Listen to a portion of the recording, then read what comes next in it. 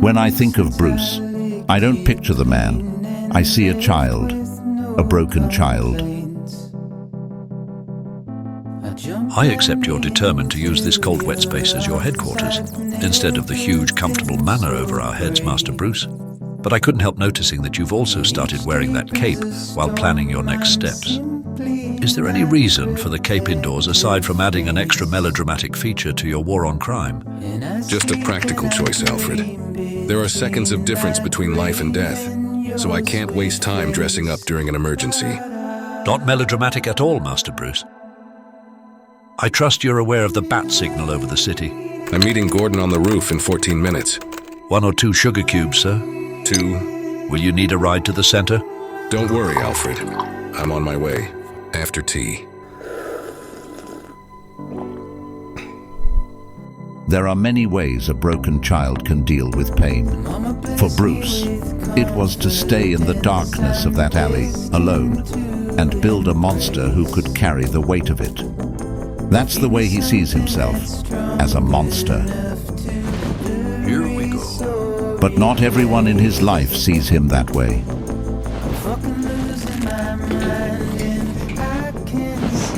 Some of us see the man, but we pretend to see the monster because he needs us to. He needs us to play our part. Batman, Lieutenant Gordon. The story is always the same. There is horror. We have another victim. No fingerprints at the crime scene. No connection to the other victims. But I'm convinced they are related somehow. I agree. There is clue. I called you because my team found this on the scene. It makes no sense to me, but I thought you would find it interesting. They left a clue on purpose, and I know where it leads.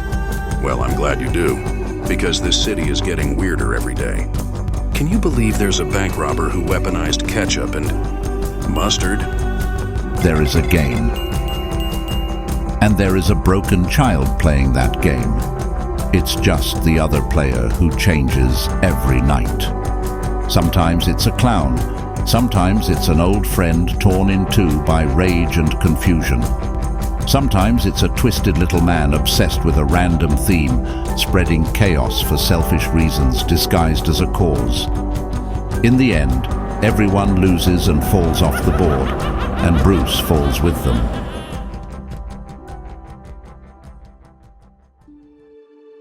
Let me see, boss. Head injuries, right shoulder dislocated, broken bones in right forearm and both legs, fractured ribs, and this goes on and on. It's days like this you're lucky your butler was a former field medic. Right, Mr. Wayne? How long? 2 days since Alfred took your almost corpse from a downtown alley. And the Joker? The officers couldn't find him, but if that demented mime survived the fall, he'll be just as broken as you, and he won't resume his killing spree anytime soon. What brings you here, Lucius? What brought me here, Mr. Wayne, is something I've been working on. That could help you avoid situations like this in the future. If you're going to be falling from tall buildings, a habit I'd strongly recommend against, you could do with something better than rope and hook. I know you're actively against the use of guns as a strong personal principle, but I'm hoping you may be open to a grappling gun.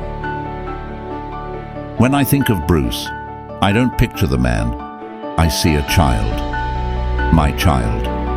I wish he could find a better way to deal with his pain, but I accept that the monster is actually part of him, and we will always be here to lift him up when he falls.